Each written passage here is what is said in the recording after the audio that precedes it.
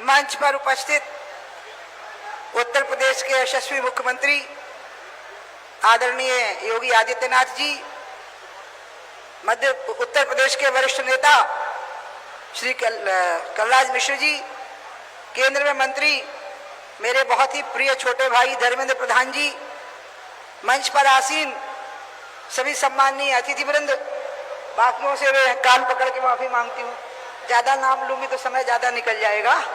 और यहाँ पर उपस्थित सभी बहनों एवं भाइयों, आज कल्याण सिंह जी की जयंती पर हम सब लोग इकट्ठे हुए और अच्छी अच्छी खबरें सुनने को मिली, जैसे अलीगढ़ का नाम बदल गया और भी एक आध जगह का बदल गया, अब शाहजहांपुर का बाकी रह गया। वही मैं अभी योगी जी से पूछती आई हुई हूँ कि वो भी बदल ही डालो 2-4 दिन में, और कोशिश करो कि गुलामी के दौर की सारी यादें मिट जाएं। अखिलेश ने कहा है, अखिलेश यादव जी ने, कि नाम में क्या रखा है, जिसका दिमाग ही गुलामी का हो, मानसिकता का हो गुलामी की, वो क्या जानेगा कि नाम में क्या रखा हुआ है। नाम की महिमा तो वही समझेगा जिसके अंदर राष्ट्रीय स्वाभिमान होगा। आज बाबूजी जी के जयंती पर मुझे कितनी खुशी हो रही है। अलीगढ़ वालों को शायद जानकारी यहाँ बैठे हुए बहुत लोगों को नहीं होगी, जब मैं 11 साल की थी तब से मैं कल्याण सिंह जी के संपर्क में आ गई थी। मैं अलीगढ़ में प्रवचन करने आई तो वो मेरा प्रवचन सुनने आए, और उसके बाद जब वो मंत्री बने 77 में, तब मैं विदेश में थी, तो उन्होंने मुझे पत्र के द्वारा सूचना दी कि वो मंत्री हो गए हैं और वो क्या काम कर रहे हैं उसकी भी जानकारी मुझे देते रहे। फिर मैं निरंतर उनके संपर्क में रही और उसका परिणाम आया कि मैं उनको बहुत गौर से देखती रही कि वो कितने गंभीर थे, कितने गहरे थे और वो कितने दृढ़ निश्चयी थे किसी भी बात में।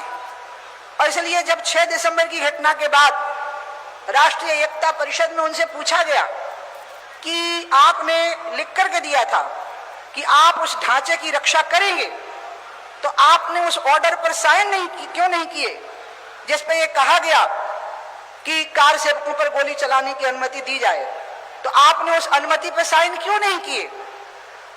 तो आदरणीय बाबू कल्याण सिंह जी ने कहा कि अगर वो कश्मीर के आतंकवादी होते तो एक एक को मार गिरवाता, लेकिन वो तो राम भक्त लोग थे, उनके ऊपर कैसे गोलियां चलवा सकता था।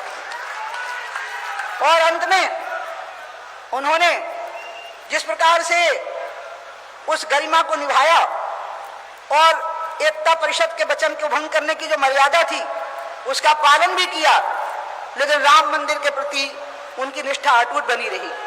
और उसी का परिणाम आया कि मैं भी उनसे सीखती गई।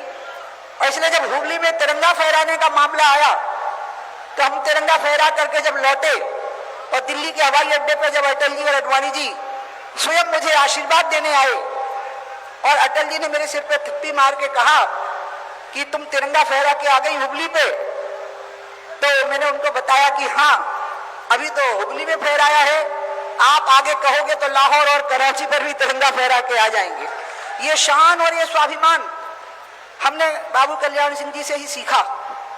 जब वो उत्तर प्रदेश के मुख्यमंत्री बने तो आपको याद होगा पश्चिमी उत्तर प्रदेश में गाजियाबाद जिलों की जैसी हालत ये थी कि लोग दिन में भी स्कूटर पर नहीं निकल पाते थे, व्यापारी लोग।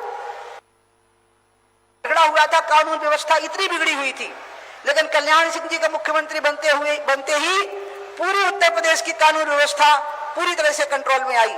तब उत्तराखंड भी उत्तर प्रदेश का ही हिस्सा था। उसके बाद जो बर्बादी यहाँ पर हुई है, जो सपा और बसपा में अपराधियों का, भ्रष्टाचारियों का गठजोड़ हुआ है, अंत में उस सबको नस्तानाबूद करके रसातल में पहुंचाने का काम मेरे बहुत ही प्रिय छोटे भाई और मेरे लिए गुरु तुल्य भी, क्योंकि वो गोरखपीठ के महंत है, योगी आदित्यनाथ जी ने वो कार्य किया है। और आज स्थिति यह है कि अपराधियों के दिल सहम जाते हैं योगी आदित्यनाथ जी के नाम से। और इसलिए मुझे बहुत खुशी है कि ये परंपरा जो कल्याण सिंह जी के समय से चली, अपराध पर और भ्रष्टाचार पर नियंत्रण करने की, उसको योगी आदित्यनाथ जी ने आगे बढ़ाया। गंगोत्री से चली हुई गंगा बहती ही चली आ गई और गोरखपुर तक बहती हुई चली गई। मैं आप सभी लोगों को आग्रह करूंगी, आज सब लोग बाबूजी को ये वचन देकर के जाइए। सारे लोग जो बाबूजी से की पार्टी से जुड़े हुए लोग हैं और जो बाबूजी के कुल और वंश जुड़े हुए लोग हैं, उनसे एक बात सीखो जो मैंने भी सीखी, कि हम अपने अधिकार को अपनी योग्यता से हासिल करेंगे। हम भिक्षा में कोई चीज नहीं लेंगे, हम रहमो करम पर कोई चीज नहीं लेंगे। जो शेर शिकार करता है तो गीदड़ झाड़ियों में बैठे रहते हैं कि शेर का पेट भर जाएगा तो फिर हम झपट पड़ेंगे। शेर कभी भी दूसरे के किए हुए शिकार को नहीं खाता।